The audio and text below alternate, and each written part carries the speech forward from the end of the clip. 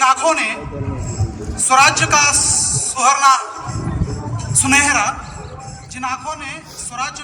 सुनहरा सपना देखा, वो मां साहब जिजाऊ।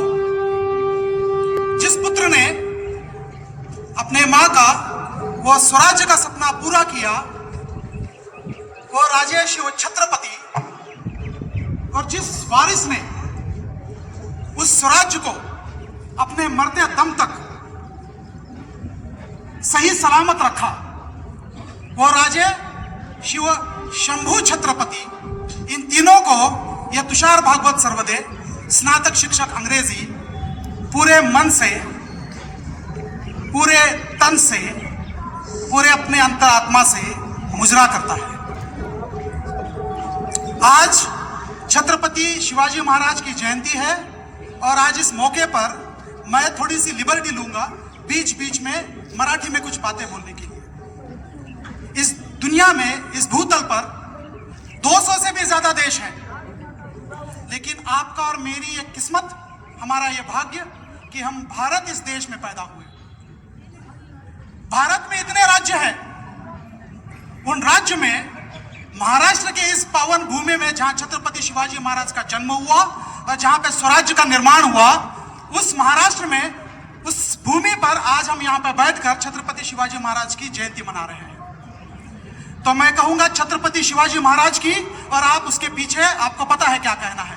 छत्रपति शिवाजी महाराज की, छत्रपति शिवाजी महाराज की, छत्रपति शिवाजी महाराज की। बहुत बहुत धन्यवाद। अब इस स्वराज्य का निर्माण जब छत्रपति शिवाजी महाराज ने किया, शिवाजी महाराज की उम्र जो थी, पूरे इस 50 साल में यह स्वराज का निर्माण जब छत्रपति शिवाजी महाराज ने किया, तो हम उस बात को यहाँ पे हम विस्तृत रूप में समझेंगे। 1630 में शिवाजी महाराज का जन्म होता है और 1680 में उनका निधन हो जाता है। इन 50 साल के कालखंड में छत्रपति शिवाजी महाराज स्वराज का निर्माण कर देते हैं। जब स्वराज का निर्माण कर रहे हैं और जब मां साहब जिजाऊ छत्रपति शिवाजी महाराज को, बाल शिवाजी को पूना लेकर आते हैं, तो पूना कंगाल और बर्बाद था। भकास यानी कंगाल पुणे। ऐसे पूना में जब छत्रपति शिवाजी महाराज को मां साहब जिजाऊ लेकर आते हैं, तो पूना में कोई है नहीं, जिसे कहते हैं ना बंदा ना बंदे की साथ। सारे लोग डर के मारे जंगलों में जाकर छुप गए हैं। आदिल शाह और निजाम शाह के लड़ाइयों की वजह से महाराष्ट्र की जनता त्रस्त थी। जब मां साहब जिजाऊ पूना पहुंचते हैं और देखते हैं कि पूना में कोई है नहीं, तो मां साहब अपने लोगों से पूछते हैं कि अगर हम पूना में तो आ गए, लेकिन राज्य किस पे करेंगे। पूना उन्हें जागीर मिली हुई थी, शाहजी राजे भोसले ने उनको पूना की जागीर सौंपी थी कि आप इसकी देखभाल करेंगे। जब पूना पहुंचे तो पूना में कोई है नहीं, सारे लोग कात्रज, सासवड़ के घाट, जंगलों में छुपे हुए हैं। मां साहब जिजाऊ सबको आदेश देते हैं कि उन सबको बुलाया जाए। सब लोग आते हैं मां साहब जिजाऊ की बात सुनकर, लेकिन कहते हैं मां साहब हम आपकी बात सुनकर शहर में तो आ जाएंगे, इस नगरी में तो पहुंच जाएंगे, लेकिन हम करेंगे क्या। वो कहते हैं आप आ तो जाओ। लोग आ जाते हैं, देखते देखते लोग घरों में पहुंच जाते हैं, आंगन खिल उठता है, लेकिन अब उनको बच्चों को खिलाएंगे क्या माँ बाप। ये परेशानी लेकर सारे लोग मां साहब जिजाऊ के पास पहुंचते हैं और मां साहब जिजाऊ को कहते हैं मां साहब आपकी बात सुनकर हम गांव में तो आ गए, लेकिन हम खाएंगे क्या और रहेंगे कैसे। और उस वक्त महाराष्ट्र की पहली सहकारी संस्था पैदा होती है, जिसे हम इंग्लिश में कोऑपरेटिव सोसाइटी कहते हैं। मां साहब जिजाऊ ने सभी किसानों को अनाज दिया, बोने के लिए भी अनाज दिया, खेती के लिए लगने वाले सारे औजार दिए, और किसान ये सारी चीजें लेकर अपने अपने खेतों में पहुंच गए और किसान अपने बड़े प्यार से अपनी खेती को करने लगे। और देखते देखते फसल लहलहाने लगी, सारी फसल उग गई अच्छे से। लेकिन अब किसानों का डर था, फसल तो आ गई, लेकिन जंगलों में जंगली सांड होते हैं, भैंसे जिसे कहते हैं, मराठी में उसको गौरेड़ा बोलते हैं, वो फसलों को नेस्तनाबूद कर देते थे। अब क्या करें। ये सारे किसान वापस मां साहब जिजाऊ के पास पहुंचते और मां साहब जिजाऊ को कहते हैं मां साहब आपने जो फसल के लिए जो बीज दिए थे वो तो बो दिए, फसल भी अच्छी आ गई, सारे औजार मिल गए, लेकिन जो जंगली सांड है, जानवर है, वो हमारे फसल को तबाह कर देते हैं। अब क्या करें? अब मां साहब जिजाऊ के दिमाग से एक युक्ति निकलती है। वो कहते हैं सारे गांव में ये बात बता दो कि जो भी ये जंगली जानवरों की शिकार करेगा उसे सोने का कंगन मिलेगा। देखते देखते ये बात आग की तरह पूरे गांव में फैल गई। रात भर गांव के नौजवान बच्चे अपने अपने खेतों में जाकर इन जंगली जानवरों की शिकार करने लगे।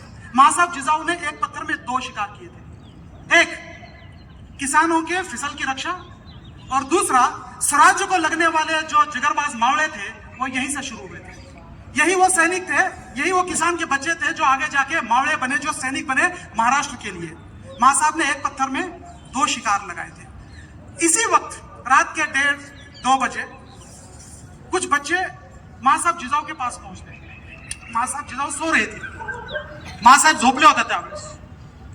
दरवाजावर द्वारपाल आहेत। द्वारपाल को बच्चे कहते हैं कि हमें मां साहब से मिलना है। द्वारपाल म्हणता, लेका आता कुठे येतोय? रात्रीच्या 1:30-2 वाजल्यात, सकाळी ये। पोरग काय ऐकायला तयार नाही। त्या पोरांच्या 2-4 पोरांच्या अंगावर धड मोठं रेड्याचं शरीर आहे आणि त्या रेड्याचं शरीर घेऊन मां साहब जिजाऊला रात्रीच्या 1:30-2 वाजता भेटायला आले। 1:30-2 बजे वो सारे बच्चे मां साहब जिजाऊ को मिलने आए हैं, लेकिन वो द्वारपाल सुनने के लिए तैयार नहीं। वो नहीं मान रहा कि वो मां साहब जिजाऊ को उठाए और उनको बताए कि बच्चे मिलने आए हैं। लेकिन बच्चे सुनने के लिए तैयार नहीं है। बच्चे बोल रहे नहीं, हमें मां साहब से मिलना है। इतना सुनने के बाद, यह सारी आवाज सुनने के बाद मां साहब जिजाऊ नींद से जाग जाती है। मुलांचा तो कल्लोळ ऐकून मां साहेब जिजाऊ जाग्या झाल्या, बाहेर आल्या। त्यांनी बघितलं मुलांचा घोळका। त्या मुलांकडे बघितलं नाही, त्यांनी म्हटलं, का रे काय झालं? तितक्यात एक मुलगा, करणा बांड, जिगरबाज पुढे येतो म्हणतो, मासाब मासाब मासाब, तुम्ही सांगितलं होतं ना जो कोणी गहू रेड्याची शिकार करेल त्याला तुम्ही सोन्याचा कड़ा द्याल। हे काय? रेडा बरोबरच घेऊन आलोय, मारूनच घेऊन आलोय। आपने कहा था ना मां साहब, जो भी जंगली जानवर का शिकार करेगा उसे सोने का कंगन मिलेगा। ये देखिए, जानवर साथ ही लेकर आया हूं। मां साहब जिजाऊ उस बच्चे के पास पहुंचते, ये सही है, हमने कहा था कि जो भी जंगली जानवर का शिकार करेगा उसे सोने का कंगन देंगे, लेकिन हमने साथ में यह भी कहा था कि पूरा जानवर लाने की जरूरत नहीं है। अगर उसकी पूंछ भी लेकर आएंगे ना तब भी चल जाएगा। पूरा जानवर का धड़ लेके आने की जरूरत नहीं है, सिर्फ पूंछ लेकर आते ना तब भी चल जाता। और क्या रे, जर का उद्या सकाळी आला असता तर तुला काय सोन्याचा कडा दिला नसता का? अगर तुम कल सुबह आते तो क्या हम तुझे सुबह सोने का कंगन नहीं देते?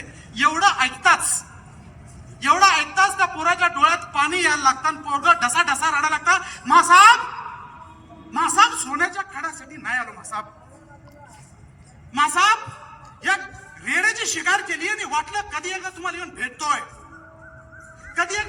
भेटतोय, तुमच्या शाबासकीची थाप माझ्या पाठीवर घेतोय। मां साहब तुमच्या शाबासकीची थाप पाठीवर पडली ना, 10 हत्तीचा बळ येतं अंगात, 10 हत्तीचं। मां साहब त्या शाबासकीच्या थाप्यासाठी आलो। मां साहब त्या सोन्याच्या कड्यासाठी नाही आलो, शाबासकीच्या थापेवर आलो। मां साहेब जवळ गेले, त्या मुलाचे डोळे पुसले आणि त्या मुलाला म्हणाले, नाव काय रे बाळा तुझं? तसं ते पोरग पुटपुटलं, तानाजी मालुसरा, उमरठ गावचा जी। ये वही तानाजी मालुसरा था ज्याच्या पाठीवर मां साहेब जिजाऊची थाप पडली आणि तो तानाजी घडला। मां साहेब जिजाऊची एक थाप तानाजीला घडवू शकते। ज्या समाजात असे प्रौढ लोक असतात, वडीलधारे लोक असतात, जे आपल्या मुलांच्या पाठीवर थाप देतात, त्या समाजात नररत्न पैदा होतात। आणि ज्या समाजात पाठीवर थाप देणारा कुणी नसतं ना, तिथं असा कुणी तानाजी जन्माला येत नाही। स्वराज्य या तलवारीच्या पात्यावर नाही, तर स्वराज्य हे कौतुकाच्या थापेवर निर्माण झालं होतं, एवढं लक्षात ठेवा। स्वराज्य तलवार की उस धार पे नहीं पैदा हुआ था, स्वराज उस तारीफ के उस थप्पी पे पैदा हुआ था जो मां साहब जिजाऊ ने तानाजी जैसे एक छोटे से बच्चे के पीठ पर दी हुई थी। तो इसी स्वराज्य को हम आगे बढ़ते हैं। मैं आपका ज्यादा समय नहीं लूंगा। शिवाजी के बारे में बात करने शुरू करेंगे ना तो साहब यहां से स्टार्ट करेंगे ना, कल सुबह तक आप उठेंगे नहीं। लेकिन वक्त का तकाजा है, मैं इस बात को समझता हूं, धूप ज्यादा है, मैं और 5 या 10 मिनट आपका लूंगा। स्वराज की अगर बात है तो औरंगजेब कोई ऑर्डिनरी आदमी है नहीं, जिसका साम्राज्य गंगा से लेकर यमुना तक और कंधार से लेकर काबुल तक, जिसके साम्राज्य का विस्तार ऐसा बलाढ्य औरंगजेब, जिसके पास लाखों की फौज, जिसका सालाना जो टैक्स आता था, रेवेन्यू आता था, वो 350 करोड़, 350 साल पहले, अब तो 395 साल हो गए, 350 साल पहले जिसका एनुअल टैक्स था 350 करोड़, वो शिवाजी महाराज के स्वराज को नेस्तनाबूद करना चाहता। स्वराज शिवाजी महाराज का था कितना? 6.5 जिले। बड़ी मुश्किल से जब छत्रपति शिवाजी महाराज का राज्याभिषेक हुआ था, उस वक्त शिवाजी महाराज की कुल सैनिकों की संख्या थी 1 लाख, औरंगजेब की 50 लाख से ज्यादा थी। औरंगजेब का सालाना जो आमदनी थी वो 350 करोड़ थी। शिवाजी महाराज की राज्याभिषेक के समय बड़ी मुश्किल से 1 करोड़। इतने बलाढ्य औरंगजेब को छत्रपति शिवाजी महाराज के स्वराज्य को क्यों नेस्तनाबूद करना है? उसका जवाब वो देता है अपने पत्र में। वो पत्र हमारे एक्चुअली सिलेबस में होना चाहिए। पता है क्यों? अगर मैं आप बच्चों से पूछूंगा ना किसी को कि आपके सिलेबस में शिवाजी महाराज कितने हैं, पता ही नहीं होगा आपको, दिखेंगे भी नहीं कहीं से। That is one of the reason why we celebrate such type of programs, so that at least Shivaji Maharaj and all the great freedom fighters should reach to you people. Aurangzeb अपने पत्र में लिखता है, क्योंकि अगर स्वराज्य को क्यों, उसको लेना है तो कुतुब शाही ले, आदिल शाही ले, निजाम शाही ले, ईरान ले, अफगानिस्तान ले, लेकिन औरंगजेब लिखता है अफगानिस्तान का जो राज्य है वो दुर्रानी का है, गोलकोंडा का राज्य कुतुब शाह का है, कोई राज्य आदिल शाह का, कोई निजाम शाह का। लेकिन छत्रपति शिवाजी महाराज का जो महाराष्ट्र का स्वराज्य है वो किसी राजा, बादशाह, सुल्तान का नहीं है, वो यहाँ के जनता का है, जिसे हम कहते हैं रयतेचा राजा ना, रयतेचा राज्य, जनता का राजा और जनता का राज। यहाँ के किसी भी इंसान को पूछो ये किसका राज्य है, वो बोलेगा स्वराज्य। स्व मतलब मेरा, और अगर मेरा राज्य है तो मुझे ही खड़ा होना पड़ेगा और मुझे लड़ना पड़ेगा। इस भावना से हर इंसान शिवाजी महाराज के लिए लड़ने के लिए तैयार होगा, मरने के लिए तैयार होगा। ये औरंगजेब अच्छे से जानता था और शायद इसीलिए उसको स्वराज को नेस्तनाबूद करना था। और ये बात सच है। छत्रसाल बुंदेला एक बार छत्रपति शिवाजी महाराज के पास आते हैं और कहते हैं, राजे, जिस तरह से आपने महाराष्ट्र में स्वराज्य का निर्माण किया, उसी तरह से आप मेरे बुंदेलखंड में आइए और स्वराज्य का निर्माण करिए। तो शिवाजी महाराज बोलते हैं, अगर ये बात है तो पहले यहाँ से निकल जाइए, क्योंकि जब मैंने अपने स्वराज्य का निर्माण किया तो मेरे पास क्या था? मैंने यहाँ पे पैदा हुए यहीं के मिट्टी के लोगों को अपने साथ खड़ा किया, अपने साथ बनाया और मैंने स्वराज्य का निर्माण किया। तुम भी अपने राज्य में जाओ, अपने लोगों को इकट्ठा करो और अपना राज्य निर्माण करो। बुंदेलखंड के छत्रसाल बुंदेला छत्रपति शिवाजी महाराज से प्रेरणा लेकर बुंदेलखंड जाते हैं और अपने स्वराज्य का निर्माण करते हैं। औरंगजेब भलेभांति जानता था अगर यही स्वराज्य का प्रयोग पूरे हिंदुस्तान में हो गया तो दिल्ली का तख्त बच नहीं पाएगा, और इसीलिए उसको स्वराज्य को नेस्तनाबूद करना था। यह शायद आप बात समझ में आ गई होगी आपको। जब छत्रपति शिवाजी महाराज का राज्याभिषेक हो रहा था तो औरंगजेब ने उसका एक दूर का रिश्तेदार था, भाई था। पिछली बार शायद ये कहानी आपको बताई थी लेकिन वो अधूरी थी। खान जहान बहादुर खान कोकलताज शहबत जंग, ये नाम अगर आपको याद हो तो, खान जहान बहादुर खान कोकलताज शहबत जंग ये नाम का उसका एक दूर का रिश्तेदार भाई था। उसको इसने ये जिम्मेदारी दी थी कि वो छत्रपति शिवाजी महाराज के राज्याभिषेक को रोक दे। खान जहान बहादुर खान कोकलताज शहबत जंग ने पूरी कोशिश की कि वो राज्याभिषेक रोक सके, लेकिन वो राज्याभिषेक रोक नहीं पाया। उसकी वजह पता है आपको क्या है? क्या किसी को पता है राज्याभिषेक क्यों नहीं रोक पाया? राज्याभिषेक इसलिए नहीं रोक पाया क्योंकि शिवाजी महाराज ने राज्याभिषेक का जो दिन निश्चित किया था वो था 6 जून। 6 जून क्यों? क्योंकि 7 जून से मृग नक्षत्र शुरू हो जाता है। बारिश इतनी जोर से शुरू होती है कि दुश्मन आएगा जरूर रायगढ़ पर, लेकिन वापस जा नहीं पाएगा क्योंकि बारिश इतनी तेज होती है। बहादुर खान ने पूरी कोशिश की कि राज्याभिषेक रोके, लेकिन वो रोक नहीं पाया। फिर उसने औरंगजेब को पत्र लिखा कि हुजूर, यह शायद खुदा की ही इच्छा थी कि स्वराज्य निर्माण हो और छत्रपति शिवाजी महाराज छत्रपति बने। मैंने पूरी कोशिश की, लेकिन औरंगजेब गुस्से में आने वाला था, यह बहादुर खान अच्छे से जानता था। तो बहादुर खान ने, उसको पता था औरंगजेब को क्या पसंद है, उसने लेटर में यह भी लिखा, लेकिन हुजूर, हो गई गलती मेरे से, मुझे पता है, लेकिन मैंने यहाँ पर 1 करोड़ नगद जमा किए हैं और 200 दक्षिणी घोड़े जो है वो मेरे पास है, तो वो मैं आपके पास भेज रहा हूँ। अब औरंगजेब को टैक्स बड़ा अच्छा लगता था। He was very much interested in collecting the tax। तो जैसे बहादुर खान ने बोला कि भाई मेरे पास 1 करोड़ नगद है, तो जितनी तेजी से यह खबर आगरा पहुंची, उससे ज्यादा तेजी से यह खबर रायगढ़ पे पहुंची। अब ध्यान से सुनो, जितनी तेजी से यह खबर रायगढ़ पे पहुंची तो शिवाजी महाराज ने अपने सर सेनापति हंबीरराव मोहिते को बुलाया और हंबीरराव मोहिते से कहा, हंबीरराव, बहादूर गडावर 1 करोड नगद आहेत। हंबीरराव म्हणते आणतो, दूसरा संवादच नाही। हंबीरराव को शिवाजी महाराज ने बोला कि बहादुरगढ़ पर 1 करोड़ नगद है। हंबीरराव बोलते हैं, ठीक है, लेकर आता हूं। मतलब कब जाना है, अभी जाना चाहिए क्या, इतनी बारिश है, अंगा जरा कनकनीच है। सर्दी झाली, दुसऱ्या कोणाला तर पाठवलं तर जमणार नाही का, सारखं माझ्याच मागं का लागता. जबाबदारी टाळणं हे छत्रपती शिवाजी महाराजांच्या कुठल्याच सैनिकाच्या रक्तात नाही. जे दिली ना जबाबदारी ते करणार. अरे जबाबदारीसाठी लोक मरायला तयार आहेत, मरायला.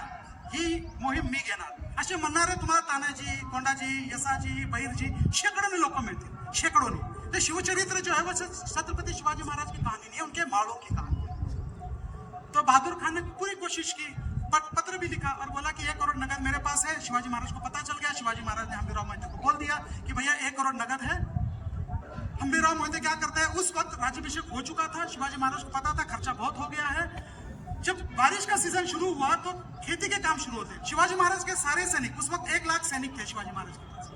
सारे सैनिक, उसमें से 90,000 सैनिक खेती के काम में लग गए, अपने अपने गांव में जाकर खेती के काम कर रहे हैं. दे आर नॉट 24/7 सैनिक, but whenever there is a need for war they will come together. But it was a rainy season, it was a time of harvesting. All the farmers went to their farming activities. जैसे वो farming के लिए चले गए, अब शिवाजी महाराज के रायगढ़ पर सिर्फ 10,000 की रिजर्व फोर्स है. रिजर्व फोर्स उस वक्त 350 साल पहले शिवाजी महाराज के पास.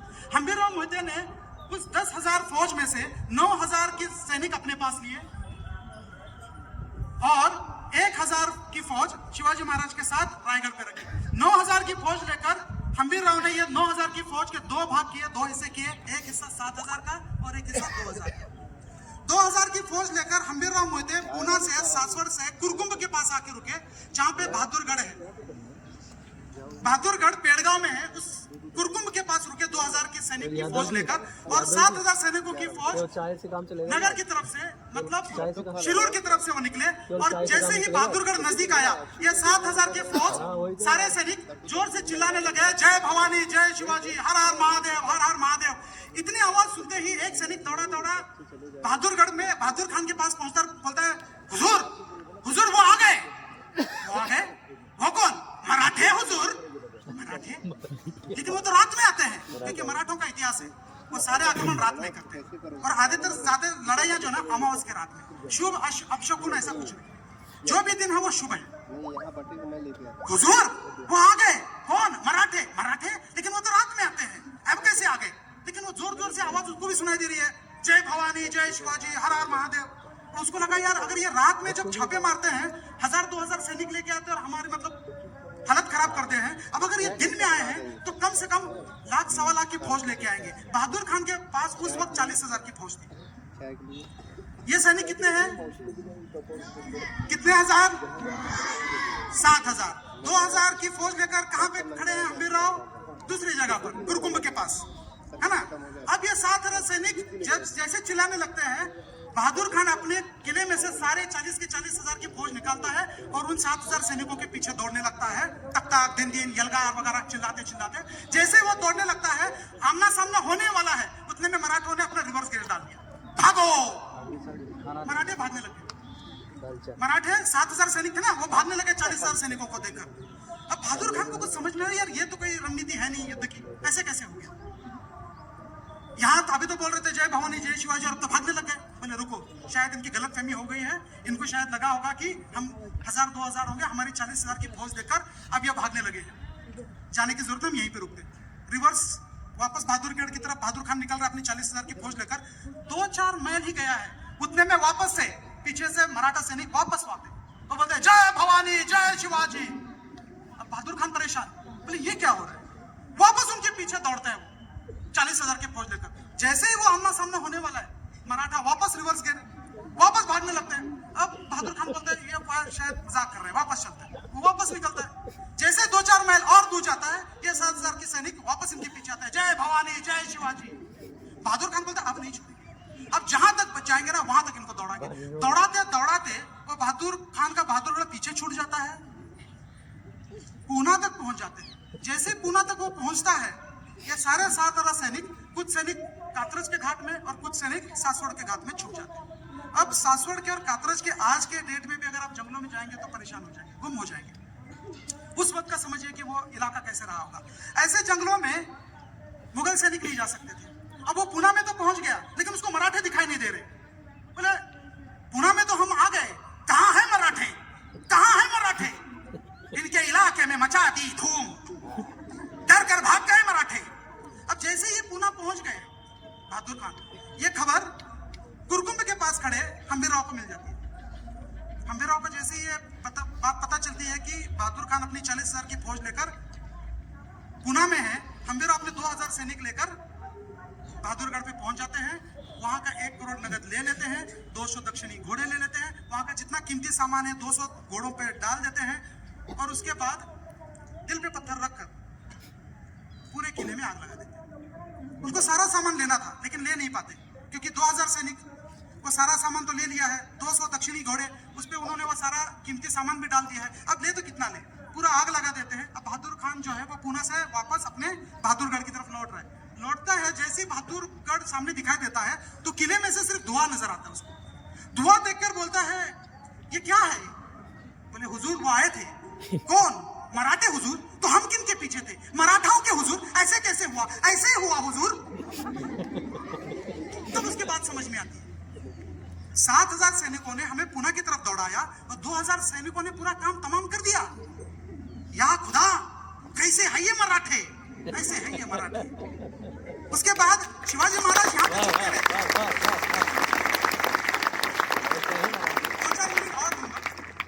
शिवाजी महाराज, क्योंकि शिवाजी महाराज जैसे बोलते हैं मेरा खून खोलने लगता है, मैं बहुत बोलने लगता हूँ, तो I will take 5 more minutes।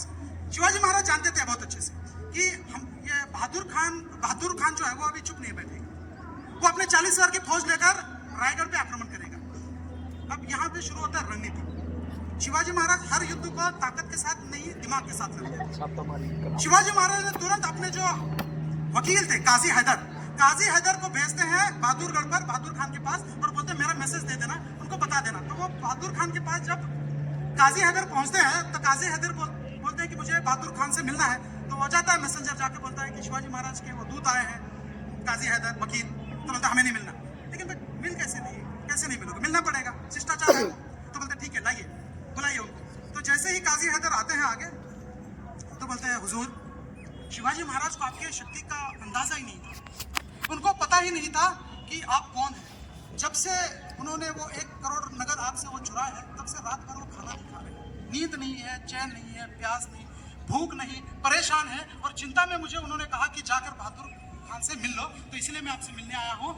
तो मतलब ठीक है। फिर यहाँ तक कि शिवाजी महाराज ने यह कहा है कि 10,000 सैनिकों के साथ वो खुद आपके सेवा में आने वाले हैं और यहाँ तक कि वो संभाजी महाराज को भी आपके पास भेजने वाले हैं आपकी सेवा में। तो जैसे ही संभाजी महाराज का नाम सुनते हैं बहादुर खान खुश, अच्छा ये बात खरं काय, मग कधी येतात शिवाजी, कधी आमदार संभाजी, कधी देणार 1 करोड़। काजी हैदर को बात समझ में आ गई, मासा गड़ाला लागला, मच्छी कांटे में फंस गई। बोले वो सब देने वाले हैं, शिवाजी महाराज ये सब आपको देंगे, लेकिन उस शिवाजी महाराज की एक शर्त है, ये सभी चीजों पे बादशाह औरंगजेब की हामी होनी चाहिए। जो पहले ऐसा नहीं कि भैया फोन किया, हाँ औरंगजेब साहब शिवाजी महाराज 10 किले देने के लिए तैयार है, 10,000 सैनिक के साथ आपके साथ सेवा में आने के लिए तैयार है, समझ ऐसा नहीं था ना। पहले लेटर लिखा जाएगा, लेटर औरंगजेब के पास पहुंचने के लिए लगेंगे 2 महीने, वापस आने के लिए सील के साथ वापस आने के लिए 2 महीने चाहिए। अब शिवाजी महाराज को आक्रमण कितने महीने रोकना है? सिर्फ 4 महीने, क्योंकि बारिश के बाद वापस सैनिक आएंगे। तब तक औरंगजेब का वो जो बहादुरगढ़ पे जो किले पे 40,000 के सैनिक है उसको रोक के रखना है। तो ये बात शिवाजी महाराज ने अपना प्लान किया, उन्होंने बताया कि इस तरह से हमारी एक शर्त है। तो बोला ठीक है।